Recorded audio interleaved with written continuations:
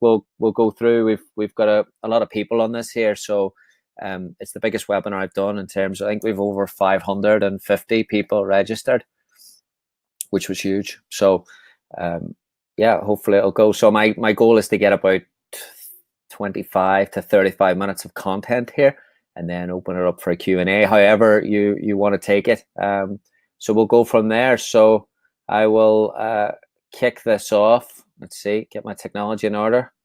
Here we go. So this is the agenda for the webinar. So we'll look at planning the training session, doing the training session, reviewing the training session, and then I'll open it with Q&A at the end if you have any questions throughout what we're doing. So a little overview of basically what we're trying to do is what should I do in my training session, why should I do it, how should I do it, and then what can I do or where should I focus afterwards to make sure that the session has a long-lasting impact on the team.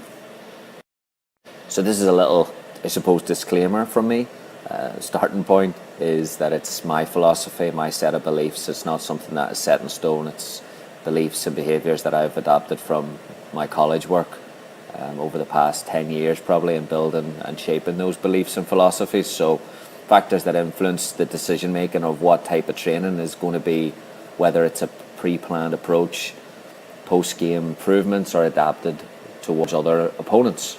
So those are the three variables that decide what kind of training session I'm going to do. Is basically the pre-planned approach is something that a body of work that I've built up in the pre-season and something that I feel that the system will need throughout.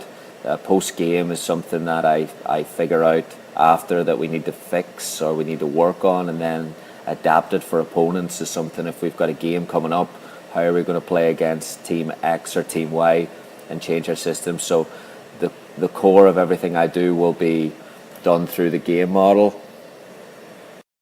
which is the 4 moments: attacking organisation, defensive organisation, the transitions from attack to defence, transitions from defence to attack. So those are the 4 moments. What I don't do, and I think it's important to point this out, is that I don't do fitness sessions, running. I won't do separate sessions for technical or tactical. I won't do a theme session like a shooting session or a 1v1 session, and I don't do fun. That's not saying that these sessions are important, especially the fun ones. It's just saying it's not me. That's not my set of beliefs and not my set of behaviours as a coach in my philosophies. So a lot of the work I'll do is through the principles of tactical periodization. This is not a tactical periodization webinar, so don't take it as this as just something that's influenced me greatly over the past couple of years when I've studied it. I've taken as much on of it as I can and trying to do more of it. So love the Mourinho quote, just having a clear idea of the game and being able to transfer that to your players. Then I'm also heavily influenced by this in Guardiola's quote of tendency to split attacking and defending in football, and you can't do that. So no aspect of the game works in isolation. So that's the starting point for probably planning a session for me, is what you do in possession will affect what you do out of possession and vice versa. So I'm always looking at that there as a plan for my team and a plan of the session. So I'll look into that a little bit further here and show you what I mean.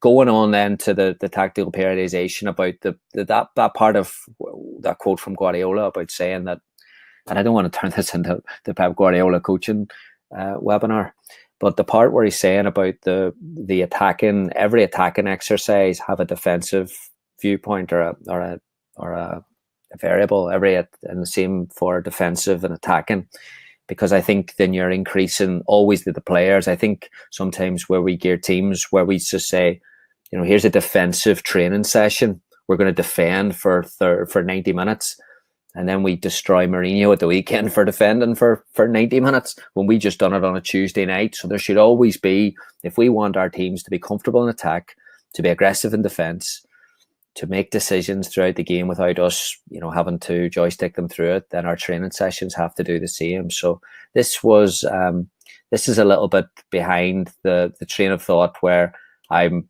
how to establish that transition and defending, because for me that's the most, having studied pressing and studied that side of the ball, defending sessions are something that's always fascinated me. So one of the weaknesses I think when coaching 4-3-3 defensively is that we look at the defensive aspect in isolation, when really how teams defend is so interconnected with how they attack. So I'm going to show a couple of examples of this here and how important it is. But I find that when watching teams build up, I think the immediate problem that they have is that they don't progress their line. So like I said, when they build, I see this in a lot of youth games. I see this pattern of play with deep build up. It goes long and they say press, press, press. Those front three are asked then to press high up the field. But the space then between back and front is far too high, so there's no area of compression vertically, which allows the opposition to play through and score. And then we'll blame the forwards for not being fit enough or fast enough. So these are some areas in possession: short passes, progression with balance, dominate central areas, key role. These are all areas that boxes you have to tick, I believe, if you want to be good pressing in a 4-3-3. And the top teams all do this, including the role of the goalkeeper, which is also huge, as we're seeing today. And then we're just going to look at an example here of how you can get your back four up basically and progress that line in possession of the field. So this is Argentina, and they've got to get there by, so one forward pass isn't really going to get them up. So they've got to compress that space, this red space in possession of the ball, and they've got to do that by getting everyone up above the halfway line. So again, they've got to find spaces in the Peru defensive system to get everyone up, and every pass they get up about 5-6 yards every pass. So it takes them 7-8 passes. This is the one that does it. Now they can penetrate, but they can also then put their defensive line higher up. So now every Argentinian player is on the opposition half of the field, and when the ball is turned over, you can see then they can compress another level of space quickly, and they can counter press and win it back, which is against a disorganized defense, or they can build up again. So counter pressing, these are the areas I think that you have to ask: can we press? Do we have access to the ball? When do we press? Where do we press? Where are we going to show them? And for how long are we going to press before recovering into a position? So the first one I always think is most important is, do we have access to the ball? So many teams press whenever they shouldn't press. The distances are too big and the opposition have a big space to play through. So these are the 4 rules I would have whenever it's a defensive transition. The first is obviously the reaction of the player who lost the ball has to be a positive one, where they have to try and work hard to get it back, prevent penetration, forward passes or a dribble, get everyone over to the right side of the field, compress the space, and then communicate, move together, work together, make the area smaller. And then when you're doing that there, you have shorter distances. So the myth of the 6-second rule is, we've all been on sidelines, the coaches yelling 6 seconds, 6 seconds, 6 seconds. But it comes down to whether you have players around the ball to get there in 4 or 5 seconds. If your team is spread out and expansive, you're never going to get. So that positional balance is huge. So again, Argentina, everyone, you can see the distances when this player has it, the relational distances. It's almost like 2 lines of symmetry, players on both sides of the field. So when they turn that ball over, they're in an area where they can, they don't have to sprint 50, 60 yards. They're only sprinting 10 yards to win the ball back. And then it's read rather than react. And this is an area where they turn the ball over. Actually, an example where Argentina fails to read, and individually everyone reacts, and you can see what happens. So when they turn the ball over here, they do it in ones rather than as a team. So one person steps, doesn't work, another person steps, doesn't work, another person steps, doesn't work. Everyone just reacts, and you can see that then it makes it very, very difficult to press whenever you're doing that there. So everyone has to go together and they have to read. So there is a decision-making component. The attacking transition is the hardest part for me in the coaching area, because the counter-attack is pretty easy. You can go straight to goal or you can drive forward, but when the counter-attack isn't on, and I think this is an area where college soccer struggles, we're pretty strong and solid. I'm going to show you an example here when we have to go to goal, but when we have to use patience and establish shape, we're not great at it. So this is an area where college soccer thrives, which is pressing and countering. You can see the opposition pick the ball up in clear possession right now, and then it's pressing, and then it's countering, straight lines, easy enough. College soccer's great when it works that way. Where college soccer struggles is whenever the ball is won slightly deeper in the field. So you can see the yellow team is us. We connect the first pass. Do we counter or do we keep it? Well, we don't have enough numbers to counter, so we make the decision to keep it. But in doing this here, then we have to get out and keep possession and progress it. We're impatient, and then kind of like the example I showed earlier, the forwards then have too big of an area to cover. This is an example of what it should look like. The Portuguese player picks the ball up. Does he counter? Does he keep it? He doesn't have the numbers to counter, so he decides to keep it. And then, as a team, they've got to make the decision, can they build? Which takes a level of patience, a level of quality, and a level of tactical understanding. So every pass is a positive one. And you can see the team moving up together. When a space opens up, they've transitioned now into a penetration. And the finish is brilliant.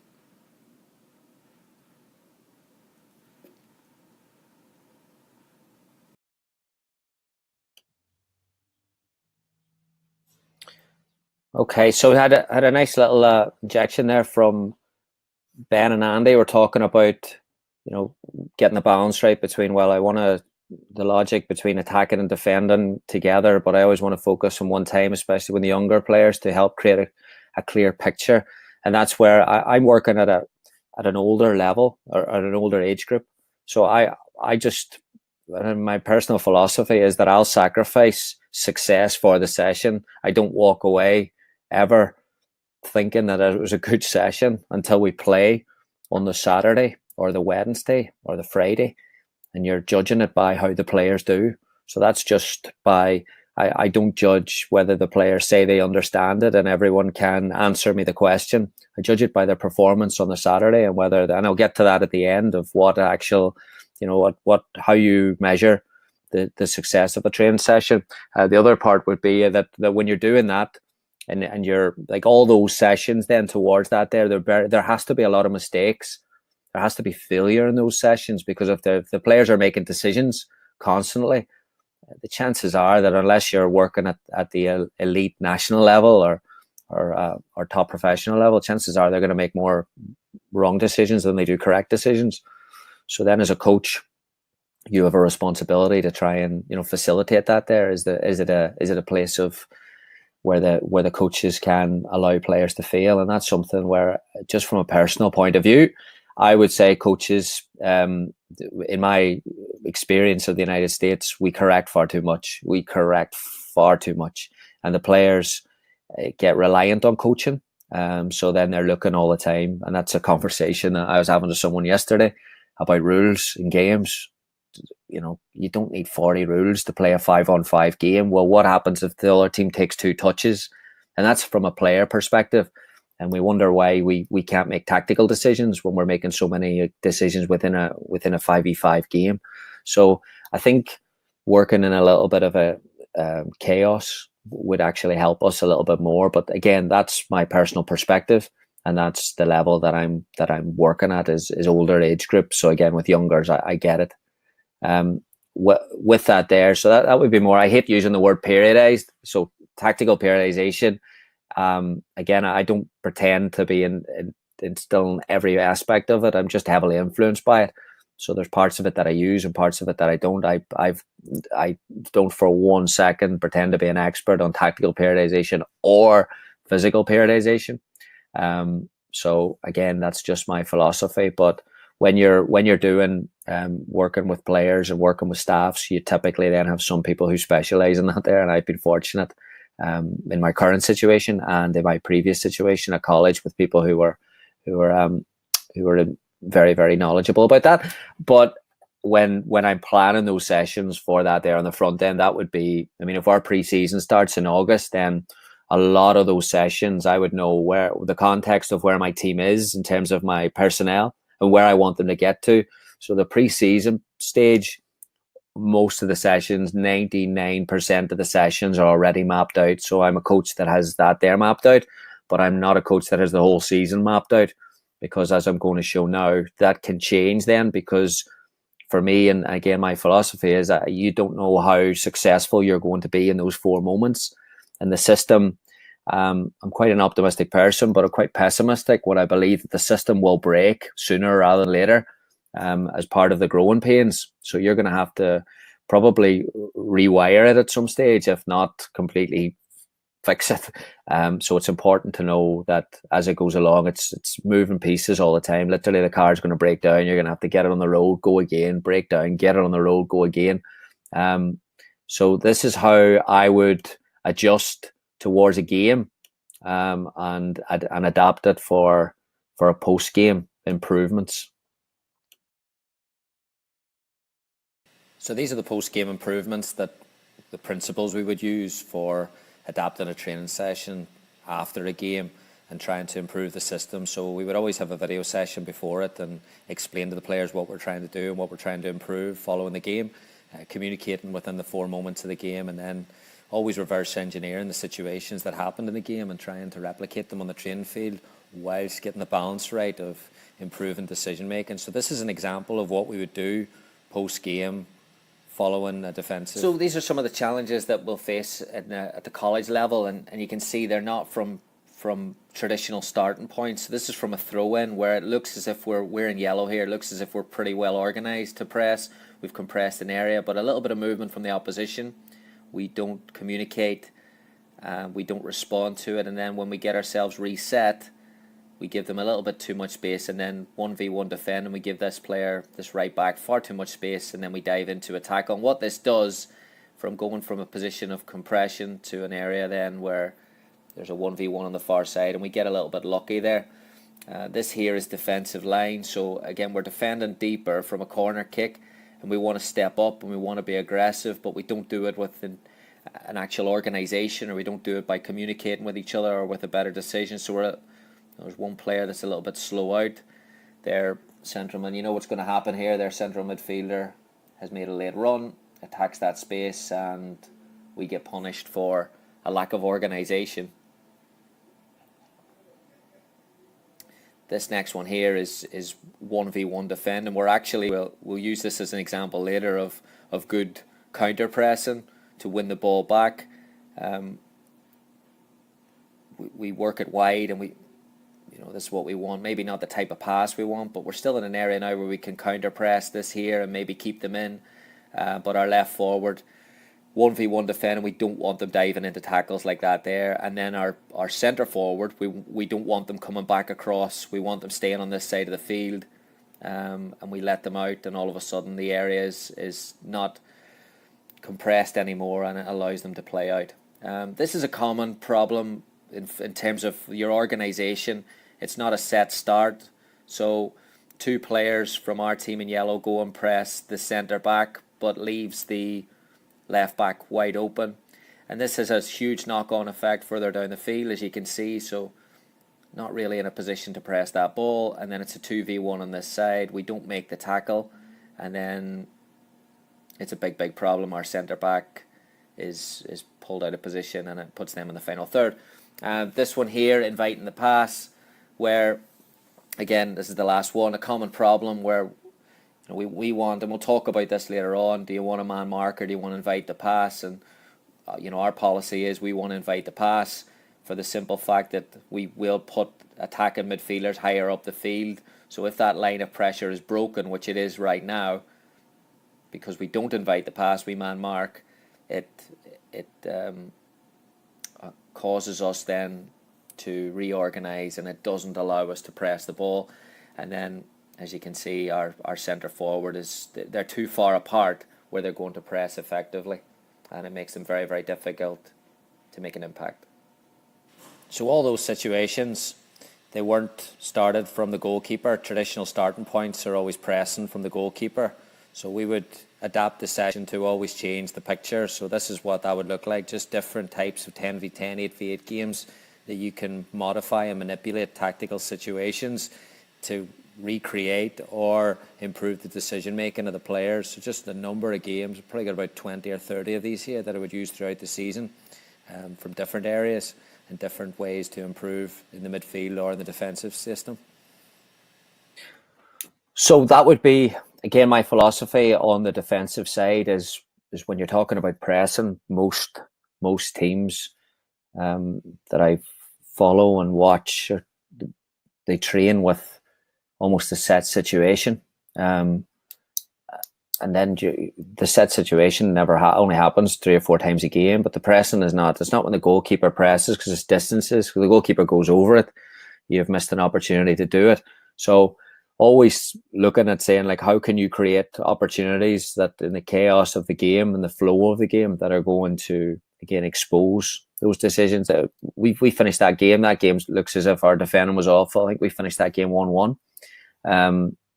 Defended all right for that, but if you're going to implement a system of play, you've got to be able to coach it in the flow of the game rather than in set moments, because those set moments, they'll just come and go, maybe not even at a high frequency. So that would be, again, my pre-season would normally be the approach of sorting it down would be the first one. The second one then would be constantly, again, fixing it, rebooting it, going again, and all those aspects throughout. So then would be the third aspect of changing what would dictate what kind of training session it is, would be the level of opposition that you're up against and having to prepare for that level of opposition. So it's very much an intuitive approach. Do we need to worry about them getting the balance right in the preparation, communicating it through the game models? The 2 basic questions, always ask yourself, keep it simple. How do we stop them? And how do we win the game? And I think you want to keep those messages clear to your players at all times. So a session plan would be designed through those 2 points at the back end all the time. This would be an example of something that we would have done before a game in the college level, playing against a team who's going to play in a low block, so trying to break lines and get into the forwards for the front 2 if we're playing 4-4-2. Would be the first exercise. The second exercise then would be more of a tactical, how do we stop them in terms of how do we defend against their shape. So this would be the first one, just playing into the front 2 in red, playing off each other in tight areas. This would be then getting our defensive shape right, and then again not doing it in isolation, always a transition into, can we become expansive in possession and can we hurt them in the transition, and then finish up, work certain aspects. So this one would be working the 2 centre backs, 2 sets of them, and just a bit of fun to keep it going. So again, there's so much balance you've got to get right for the pre-game. Again, some teams are different. Some teams will do it the same pre-game session for everyone. I don't believe in routine to that extent, just from a personal perspective. So I think that you're constantly, again, you've got to try and educate players at all times. And I think a big part of that education is that, number one, that you'll be up against a different level of opposition, and number 2, you must adapt to that different level. That's not saying that opposition should beat us. That's saying that you've got to find a way to win that game. So I think, again, just getting it right, you could get your times all wrong and you could overtrain the day before. You could get your emotion all wrong, and you could say that you could get your players hyped up way too much before the game. And you could do that tactically as well. You could create 50 scenarios from a scouting report and you could have them in meetings, but you've just got to get the balance right, and that balance changes in every single environment. What makes it successful or not is not necessarily the result. It's just the level of detail that you're going through in context to your players. If you're working towards a model, I always feel that that's the right thing to do as a coach, and trying to see whether things work and don't work, and looking to see whether your players are, if they're switched off every Friday before a game, then maybe your pre-game routine doesn't work. But I would always adapt the session to that there, and then try to manipulate some situations, but always finish on a high, like those 3v2 games, 2v2, 2v1, just getting them going. I just think it's always good from an emotional point of view to walk off the training pitch the day before a game with everyone smiling and pretty upbeat about the week. And I also think that, again, going back to that enjoyment and fun aspect of it, again, I like the environments I enjoy are environments that everyone is committing, mentally, physically, emotionally, etc. to the process. Those can be tough environments. So I always feel that whenever you're coming out, you always need a release. You almost need a release valve on the Friday afternoon to be like, hey, that was a good week. Like, we put the work in. Let's go out and express ourselves. So I feel that again, I wouldn't feel comfortable playing tag the day before a game because I couldn't stand in front of a group and commit and convince them that they've done the work, the tactical preparation work. I would feel as if I had a lot of work to do in that game, and that's not what I really want. Again, as you can tell, like I gauge performance by the players' abilities to make decisions throughout, and I think that's what's a common theme in football today. So those would be the three reasons, or the three kind of variables to take into consideration when I'm designing a practice.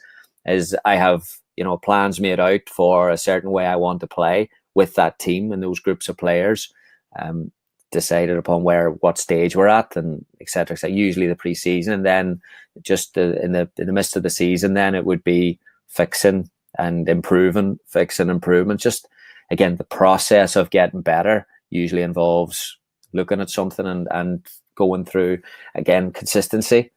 Whereas if I'm doing that there every time we lose, then the players, it's not really a process oriented environment. It's more results focused. So it's important that as a coach, you're consistent with your behaviors, win, lose, or draw. If you want to be performance focused, then it's got to be always about the performance. And then the last is, who you're playing against. If it's the bottom of the league team and you're better than them, that's the intuitive aspect of it.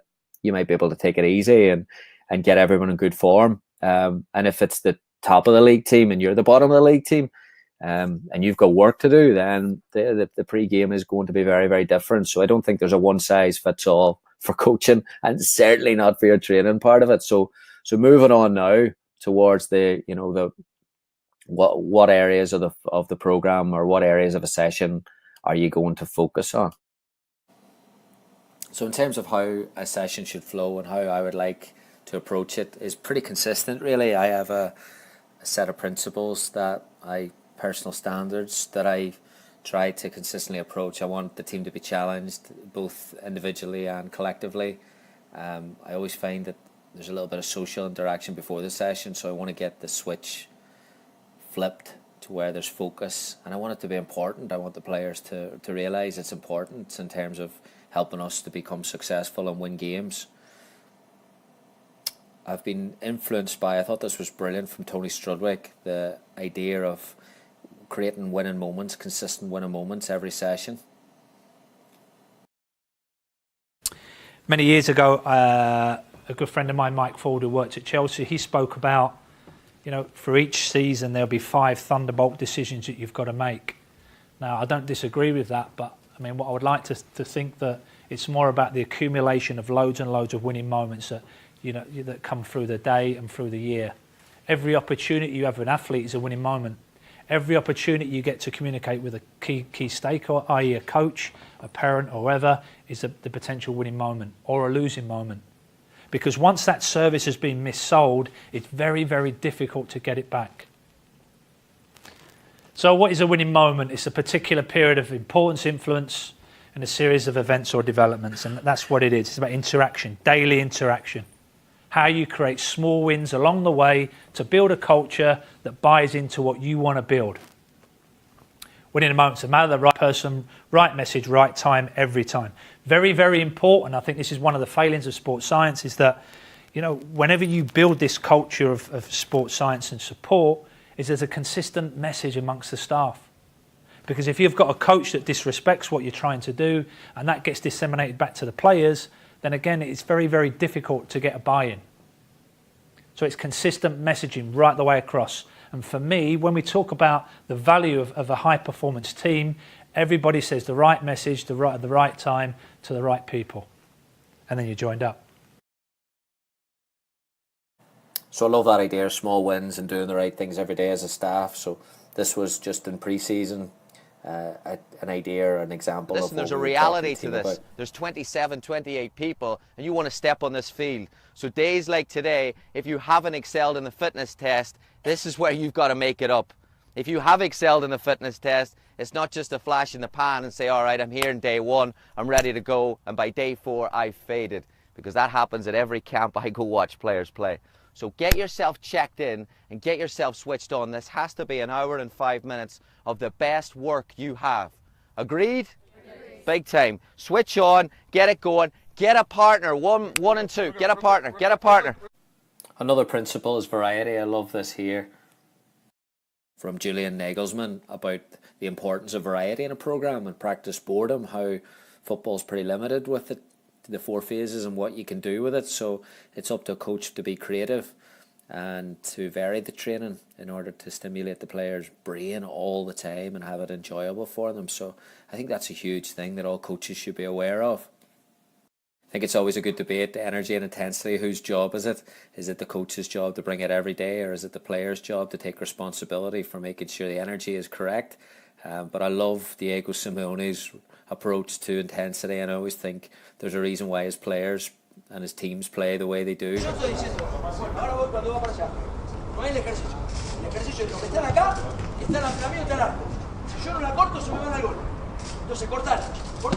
Ahí va, eso, va, bien, bien, vamos, vamos. Ahí tienes. 1, 2, 3, pasala. Pasala de igual. Va, eso, vamos a la de bien. Pasala, Jesús, no, pasala de igual. Vale, hasta la mierda, vamos ahora, no le dejemos pasar Raúl, no te pases, vale. Tapá. En los espacios cuando estás en el medio, Raúl. Los espacios, dale, los espacios. Eso, muy bien. Vamos, Mario, los espacios. Eso, Leo, a la mierda, sigue.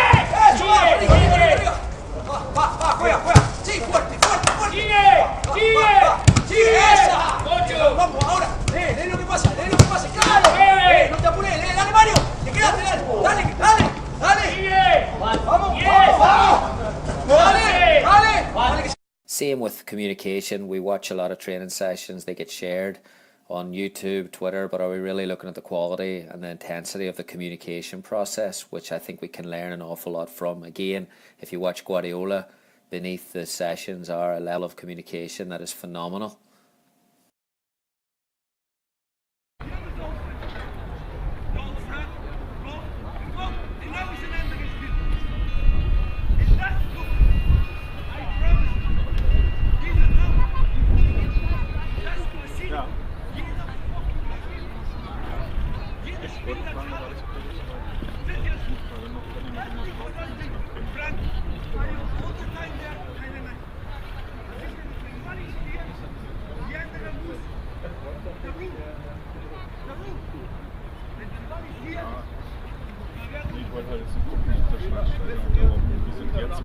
Personally, I love intensity in training sessions, so the 3 C's, the clock, setting a time limit on a possession or an attack. Competition usually gets everyone going, and then constant communication, energy feeding all the time, keeps the intensity high.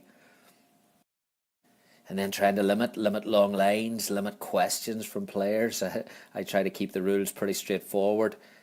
Something I'm working on at the minute, and then lectures from myself. So I think it's a bit of a co-ownership model between limiting the amount of time that the ball is not being used. The players and coaches have to work together in that respect. Again, we're living working in an era where kids have probably more practice time than they've ever had before, with clubs and schools and etc. So I think as a coach, you've got to expect. Routines are great. Like I said, the pre-game routines and all that there is great, but I think you've got to expect them to be bored at some stage, and you're constantly fighting that, because if they're bored, and I always gauge it by the small talk. If people are coming in, I spoke to someone a couple of days ago about tripwires being, wanting development process, wanting players to get as much out of practice as possible, and there's constant tripwires, and that tripwire can just be conversations going around the place.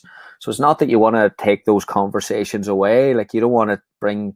There is a social interaction aspect to soccer. That's why so many people love it. They can come and spend time with their friends at every level, but as well as you have to then work around that there. So there might be a time where players interact socially, but you have to have ways then to get those players back into engagement. I always think the warm-up is so important, because if it's the same thing over and over, or if it's a passing exercise that they can do with their eyes closed, you can't expect them then to progress from that there exercise and then on to a session where they have to make decisions quickly, or they have to execute technically at a high level, or even quickly.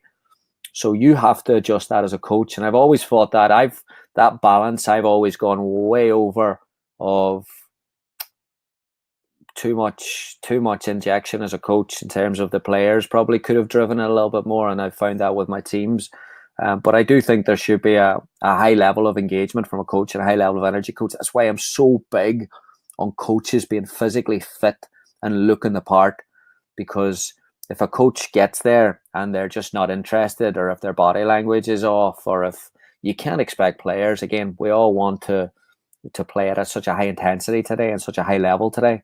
And I think as coaches, we have to be a billboard for that there in our teams. We have to be high energy. We have to be able to step on, and not just because we've got a can of Monster, or we've got a cup of coffee in our hands. We have to be all about energy, and we have to be promote the same ideals that you talk about every day. So going back to the Strudwick one, that had a big impact on me, and that winning moments, because I think as coaches, again, we're all competitive, and we all want, I said it before about assessing a session on the performance. But I think as we have to be obsessed by the detail in training every day about the chances to. I always tell the story about Donna Fisher coming in the Bakersfield, and what she did for me as a coach was she just stood back, and where I thought I was good, she was like, and that was set, say if it was addressing the team in a meeting, or all the formal situations that I'd prepared for, I was okay at, but in the informal, I was so poor, but I wasn't aware of it. So I always think it's good.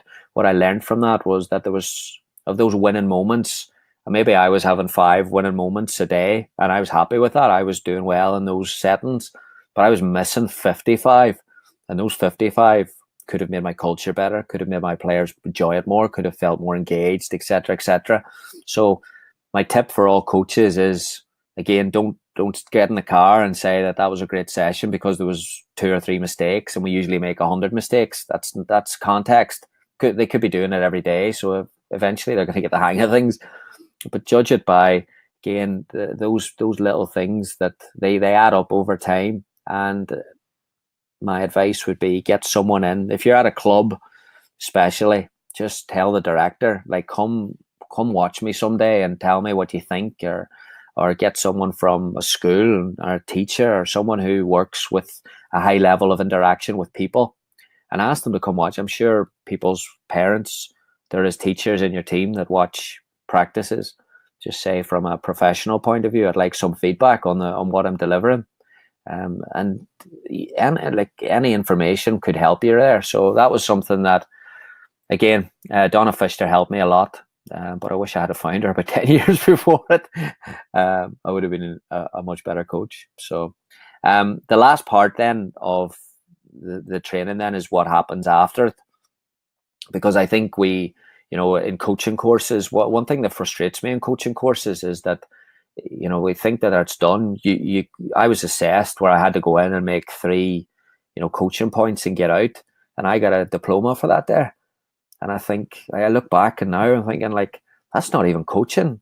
Like, coaching is whether I had an impact on those players, not whether those players thought that was a decent session, or whether those players understood what principles I was talking about. It's not that. It's whether they actually took it on to their game or not. And that takes time, and that's the importance of environments.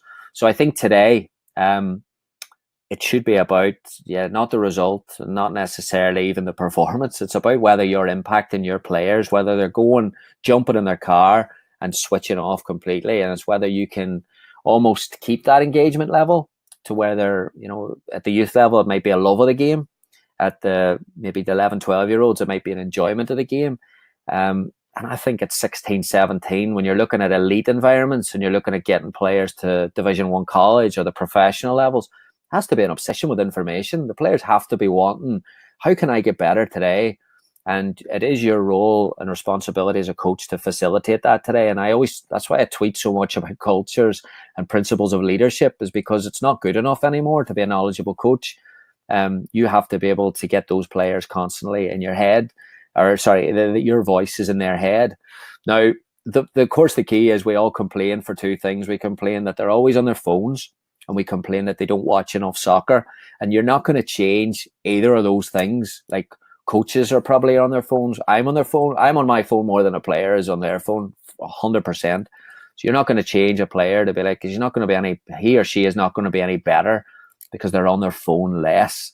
What you want to be able to do is you want to be able to get inside this thing instead of watching cats play or playing word games or whatever it is. You want to have a soccer aspect in there every day. So there's instead of they're switching on their phone for entertainment, can you get some piece of information that relates to your team, relates to making them better, to making them a stronger mentally person, whatever it is, to do that there. So that's something that in building an environment, that's something that I've been focusing on. And as always, I'm nowhere near where I want to be yet. But I think the way of getting through a player now is that the post side of practice, there has to be video analysis. And again, going back to what made me a better coach, I had a guy who came from a GAA background in Ireland, worked with Paddy McCarthy a couple of years, it was about 3 years ago now. And I was very, very, it was an infancy of video analysis. I believed in it, but I didn't know anything about it. Certainly didn't have the budget to do it. And Paddy came on board and he was like, you don't need 20 cameras with all the fancy gadgets.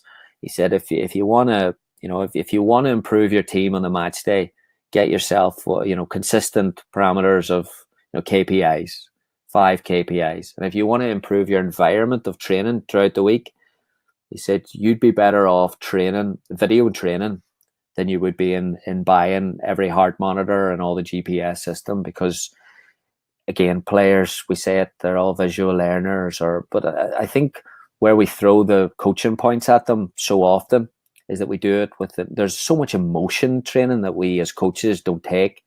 Like an 11-year-old who's been yelled at a coach is not in an emotional state to be able to decipher tactical information and say, I've got it, I can go and do that there.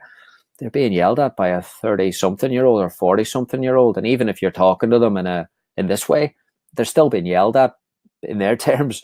So, and again, at the higher level in college, because there's so much going on in their life, there is no way that a player today can take on every level of coaching point without being followed up. So my thing now is, how do you follow up on that? And that's something that working with a company, Coach Logic, and I'll just show you a quick clip. It's not a marketing campaign for Coach Logic whatsoever, but it's just something that when you video a training session, can you find a way to get that through, get that feedback back, follow up with them, rather than just assuming because they said yes, they're going to understand, because as well as I do, they're going to say yes so that you'll stop talking rather than that they do understand it.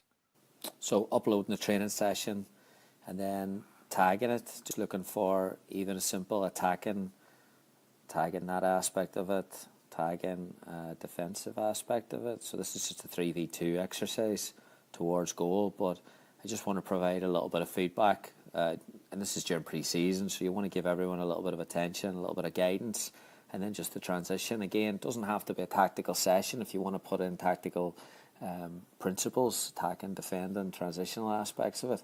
So then once I tag those, play the session, and then again have moments in the session where you can look at it again, you can find things. So it's just, again, I do the same thing for a game. That system has been a lifesaver for me as a coach for a couple of reasons. Number one, it's allowed me to go through training and watch it again, and go through games and watch them again, and go through it with a little bit more. I always say it, I'm better in front of a keyboard giving feedback than I am face to face, because that emotion of the game and the kind of chaos and the noise that goes along with it, I always find I'm either rushing to give information, or else distracted, or else, yeah, the game's going on and you're trying to deal with 2 or 3 things at the same time. And I always feel that 24 hours later, you're going through it, or 12 hours later, whenever it is, to go through a match and to give players individual feedback. Going back to the part on culture, I think today it's a real skill to have. We've all got big squads for one reason or another, whether it's for business reasons or whether it's for the reason of trying to win. We've all got big squads. So it is playing time. I'm sure everyone's dealing with the same issues at every level. They all want to play, and there are ones that don't play lose enjoyment or engagement or whatever you want to call it. So how do you keep that player? And that's I always get asked, how do you keep number 21 engaged, and how do you keep them on side for the whole season? And if you don't play them and you don't give them any attention, forget about it. So play them if you can, but give them attention. And I always feel that, it's not my role. My role as a coach, again, go back to the first thing, in context and enjoyment and fun and all that there. I don't see my role as a coach to be a player's friend or to tell them jokes every day and make them laugh. I see my role as a coach to make them better.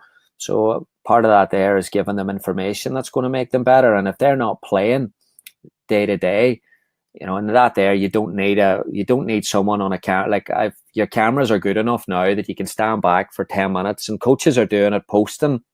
But you can then, again, I would advise any coach to get a platform together that they're using to communicate with players, with parents, and they can see what you're doing. I always advise every coach to post information. I advise every coach to post sessions, because I think if your visibility and your transparency, especially as a coach, if people see that you're sharing things, they see that you're confident in it. And there's going to be a time that you need that relationship with that player. My advice through mostly failure is to build a relationship with the player before you need the relationship with the player. And that's something I've been guilty of in the past. I brought the player in when they weren't engaged and when they weren't taking the standards that we wanted them in the culture, and it was too late. And I think that we should be better as coaches, because whenever we're going through training sessions, I think we can be better and finding ways to make them better. And my last point on that is that for me, that's helped me find I always found that I was going rehashing the same conversation with individual meetings. How do you think you've done? What can I get better at? And I wanted to go from different angles. So when I can give them information on a game or give them information on a training session, I can ask them if they watched the clip and ask them what they thought. And again, we're trying to develop decision makers. So I would try and facilitate engagement, discussion, and disagreements.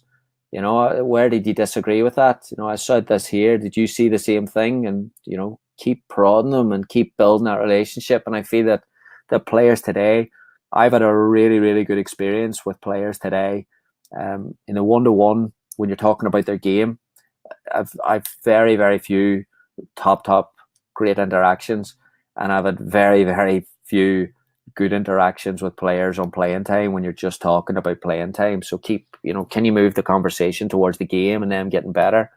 So that would be, in kind of an overview for that, there would be the session for me. A training session for me is finding out what exactly you're trying to do to get better as a team, and building, having a tactical platform or periodization, whatever you want to call it.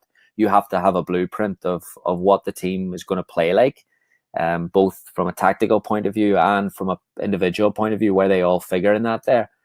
And then it's how it's modified throughout the games, which is usually modified after a game and before a game.